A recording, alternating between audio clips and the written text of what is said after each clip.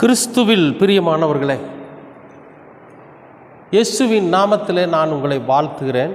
இன்றைய அனுதின உணவிற்காக கர்த்தர் நமக்கு கொடுக்கிற வார்த்தை தீத்து 2ஆம் அதிகாரம் 14வது வசனம். அவர் நம்மை சகல அக்கிரமங்களினின்றும் மீட்டுக்கொண்டு நமக்குரிய சொந்த ஜனங்களாகவும் நற்கிரியைகளை செய்ய பக்தி வைராக்கியம் உள்ளவர்களாகவும் நம்மை சுத்திகரிக்கும்படி நமக்காக தம்மைத்தாமே ஒப்பு கொடுத்தார். பிரியமானவர்களே, இயேசு கிறிஸ்து இந்த உலகத்தில் வாழ்ந்த நாட்களில் ஒரு மனுஷன் எப்படி வாழணும், எப்படிப்பட்ட வாழ்க்கை, மனிதநேயமுள்ள வாழ்க்கை, அப்படியெல்லாம் நமக்கு கற்றுக் கொடுத்துருக்கிறார். இப்போது கற்றுக் கொடுத்தது மட்டும் இல்லை, அதை விட மிகப்பெரிய ஒரு பெரிய விஷயம் என்னன்னு கேட்டிங்கன்னா, தன்னோட உயிரையே கொடுக்கறது. யாருக்காகனா, முகமறியாத ஒருத்தனுக்காக. நம்ம எல்லாம் யாருன்னு அவருக்கு தெரியாது, ஆனால் அவருடைய சக காலத்தில் வாழ்ந்த மனிதர்களே அவருக்கு தெரியும். அவர் கூட இருந்த சீசர்களை தெரியும், நண்பர்களை தெரியும், அவர் சுற்றி திரிந்த ஊர்களிலெல்லாம் அவரை சந்தித்தவர்களை ஒருவேளை அவருக்கு தெரிஞ்சிருக்கலாம்.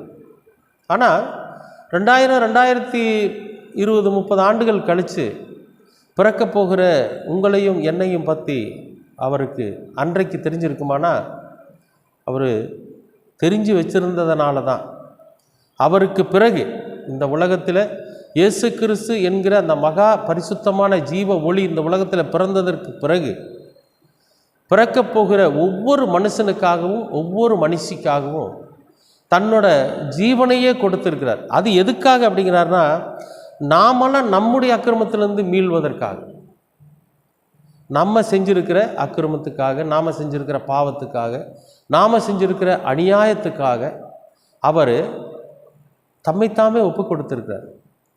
அது மட்டும் இல்லை, அவருடைய சொந்த ஜனங்களாக நம்மளை தெரிஞ்சுக்கணுங்கிறதுக்காக. நாமெல்லாம் அவருடைய சொந்த ஜனம்.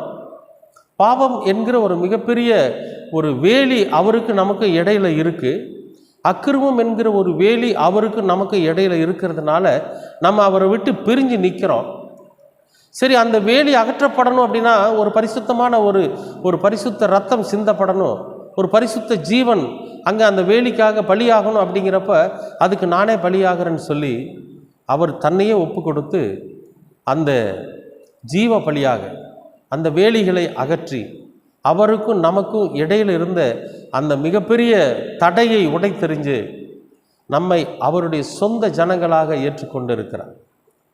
அன்பானவர்களே, எவ்வளோ அற்புதமான ஒரு தேவன் பாருங்கள்.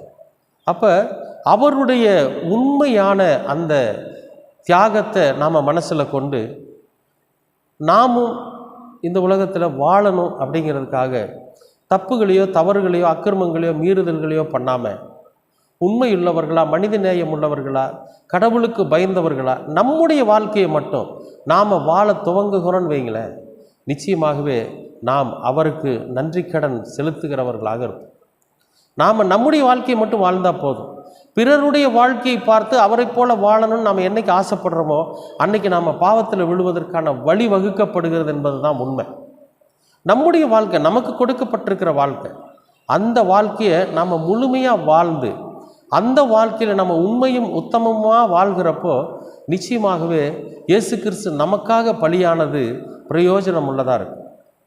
அவரும் பரலோகத்தில் நாம் எதுக்காக தன் ஜீவனை விட்டனோ அதுக்கான வாழ்க்கையை இந்த மகன் வாழ்ந்து கொண்டிருக்கிறான் என்கிற அந்த மன நிம்மதியோடு அவர் இருப்பார். அன்பானவர்களே, நாம் நன்றியுள்ளவர்களாக இருப்போம். நம்முடைய வாழ்க்கையை நாம் வாழ்வோம். மற்றவர்களுடைய வாழ்க்கைக்காக நாம் ஆசைப்படாமல் நம்முடைய வாழ்க்கையை நாமே வாழ்ந்து நாமே சிறப்பாக இந்த உலகத்தில் ஜீவித்து நாமே நன்றியுள்ளவர்களாக இருப்போம். கர்த்தர் உங்களை ஆசீர்வதிப்பார். அன்பின் பரலோக பிதாவே, அருமையான நல்ல இந்த நாளுக்காக நன்றி. நீர் எங்களுக்காக உம்மையே ஒப்பு கொடுத்தீர்.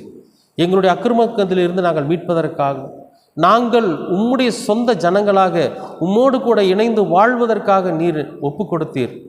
அந்த உம்முடைய தியாகத்தை நாங்கள் நினைவு கொண்டு உமக்கு நன்றியுள்ளவர்களாக நாங்கள் இந்த உலகத்தில் வாழ்ந்து எங்களுடைய வாழ்க்கையை நீர் எங்களுக்காக நிர்ணயித்திருக்கிற எங்களுடைய வாழ்க்கையை நாங்கள் சிறப்பாக வாழ நீர் எங்களுக்கு கிருபை பாராட்டு. எல்லாவற்றையும் உமது திருக்குமாரனாம் இயேசு கிறிஸ்துவின் வழியாக கேட்கிறோம் நல்ல பிதாவே. ஆமேன், ஆமேன்.